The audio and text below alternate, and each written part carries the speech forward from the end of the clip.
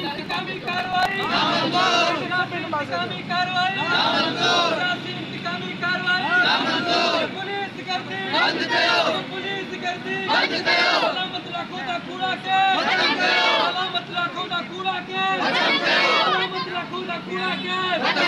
सलामत लाखों के अजंते गुंडागिरी बंद करो सलामत लाखों के कारोबार से गुंडागिरी बंद करो सलामत लाखों का कूड़ा के बंद करो पुलिस करती बंद करो पुलिस करती बंद करो सियासी इंतकामी कार्रवाई बंद करो सियासी इंतकामी कार्रवाई बंद करो सियासी इंतकामी कार्रवाई बंद करो सियासी इंतकामी कार्रवाई।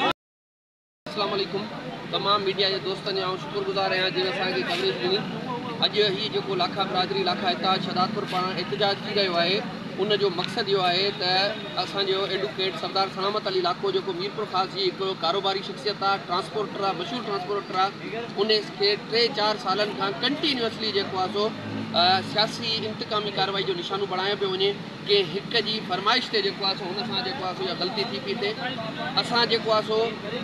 हुनजो जेको हींअर हुन ते कूड़ा केस करे मर्डर जो कूड़ो केस कयो अथनि, हुन ते हुनजे भाउ ते हुनजे पुट ते हुननि ते कातलाना हमला कया अथनि, पंहिंजा माण्हू पाण मारे हुन ते कूड़ियूं एफआईआरूं करे हुन ते जेल हवाले कयो अथनि। इवन जेल सुप्रीडेंट जेको आहे हैदराबाद सेंट्रल जेल जो जेको जेल सुप्रीडेंट आहे उन एतिरी नाजाइज़ी कई आहे त उहो चए थो त मूंखे CM सिंध जेको आहे सो फ़ोन कयो आहे त सलामत लाखे खे मेंटली फिज़िकली टॉर्चर कयो ऐं हिन खे हिन सेल जे अंदरि ई हिन जेल जे अंदरि ई हिन खे जेको आहे सो ख़तमु कयो वञे, हिनखे मारियो वञे, छो जो हू फ़क़ति हिकु माण्हू खे ख़ुशि करण लाइ आहिनि।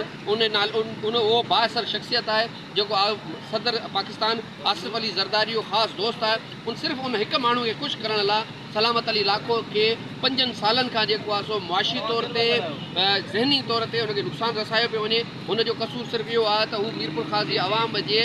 जेको आहे सो ख़्वाहिश ते हू आज़ादु उम्मीदवार थी बीठो ऐं हुन हिकिड़ा सुठा ख़ासा वोट खयां, हुते जी हुनजी मक़बूलियत ॾिसी जेको आहे सो ही दुश्मन बोखलाइजी विया आहिनि ऐं उन जे करे सियासी इंतकामी कार्रवाई जेको आहे सो इलेक्शन जे ॿिए ॾींहं खां हिननि शुरू करे आहे, पंहिंजो माण्हू पाण मारे ऐं FIR कटाई आहे। असां chief justice of Pakistan army chief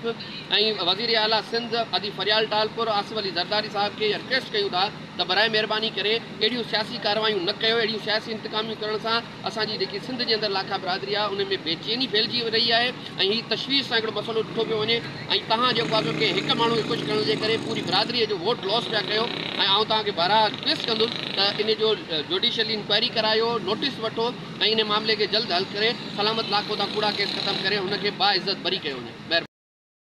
जे त एडवोकेट सलामत लाखो साहब PS 45 ते आज़ादु उम्मीदवार तौरु बीठल हो, जंहिंखे जेको आहे सो इलेक्शन में सोचण खां रोकियो वियो। उन बैदि जॾहिं उनजी सुठी रसूख़ हुई शहर में उनजो इलेक्शन बीहण ते पाबंदी लॻाई वई ऐं उनजा फार्म रद्द कया विया। अल्हम्दुलिल्लाह फार्म बहाल थियण बैदि जेको आहे सो साईं जन ते इलेक्शन विहण बैदि सुठी पोज़ीशन हासिलु करण ते जेको आहे